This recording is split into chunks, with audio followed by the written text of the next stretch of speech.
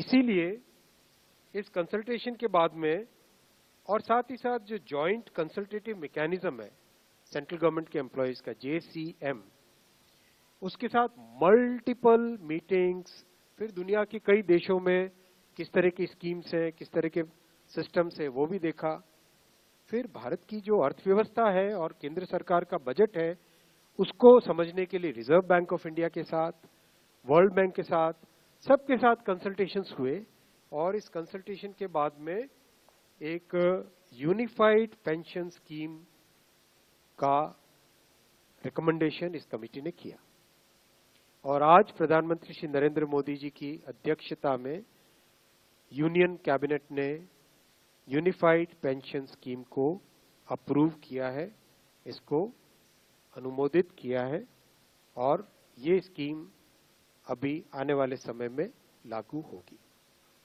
इस स्कीम के 5 पिलर्स हैं।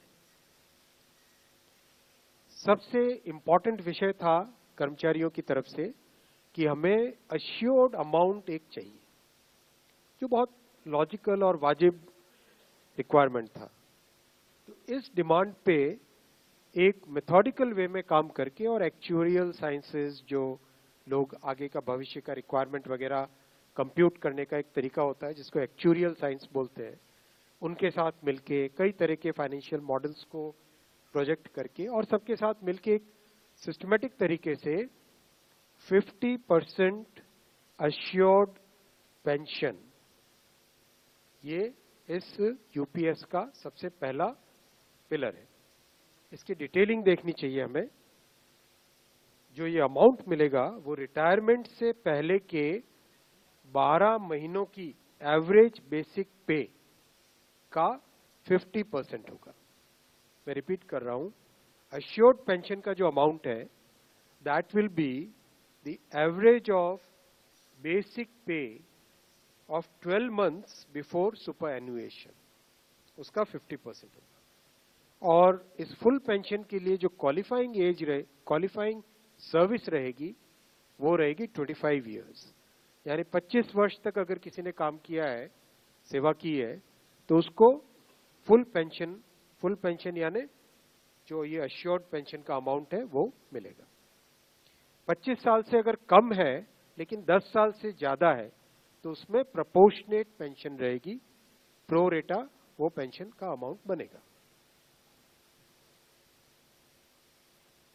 जो कभी किसी कर्मचारी की डेथ हो जाए तो फैमिली पेंशन एक बहुत बड़ा, स्पाउस के लिए ये बहुत बड़ी एम्प्लॉयज की एक रिक्वायरमेंट थी, डिमांड थी।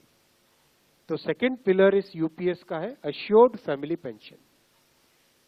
किसी भी कर्मचारी के डिमाइज से पहले, इमीडिएटली पहले जो पेंशन थी, अमाउंट था, उसका 60% मिलेगा एम्प्लॉय के, डिसीज्ड एम्प्लॉय के स्पाउस को।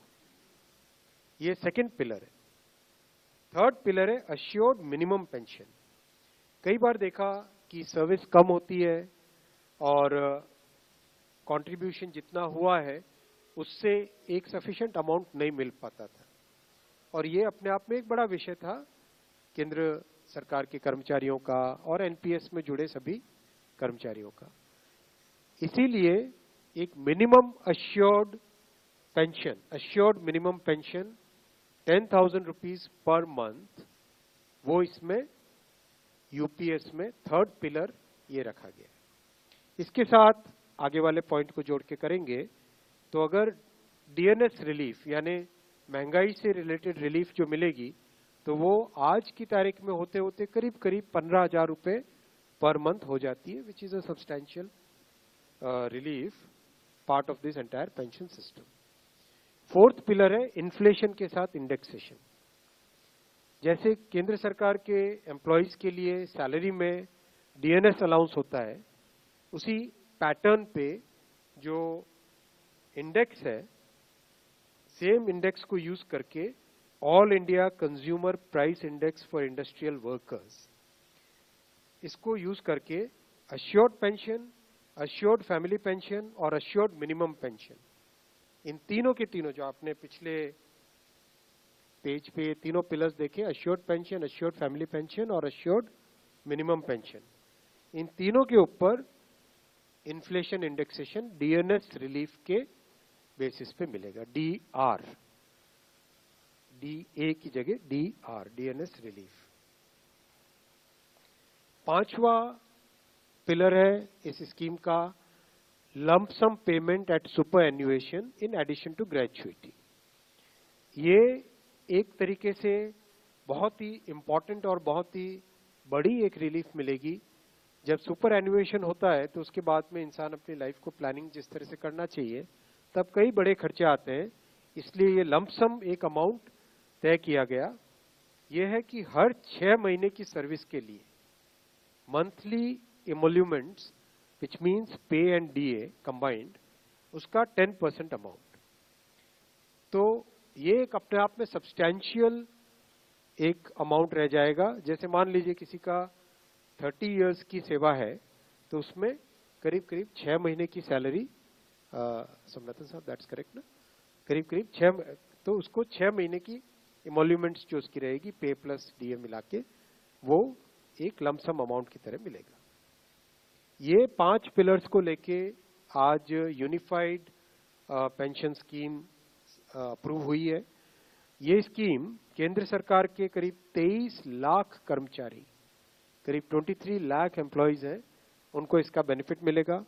ऑप्शन रहेगा, कोई अगर एनपीएस में रहना चाहे तो एनपीएस में रह सकता है, यूपीएस में ऑप्ट करना चाहे which is naturally a very attractive scheme तो उसमें ऑप्ट कर सकता है। प्लस राज्य सरकारें अगर इसी फ्रेमवर्क को, इसी आर्किटेक्चर को यूज करना चाहे तो राज्य सरकारें भी इस आर्किटेक्चर को यूज कर सकती है। अगर राज्य सरकार के कर्मचारी भी इसमें शामिल होते हैं तो करीब 90 लाख के आसपास टोटल कर्मचारी इसका बेनिफिट मिलेगा। सबसे इंपॉर्टेंट जो आज के इस फैसले का बहुत ही महत्वपूर्ण पार्ट है वो है कि कर्मचारियों पर इस स्कीम का भार नहीं पड़ेगा।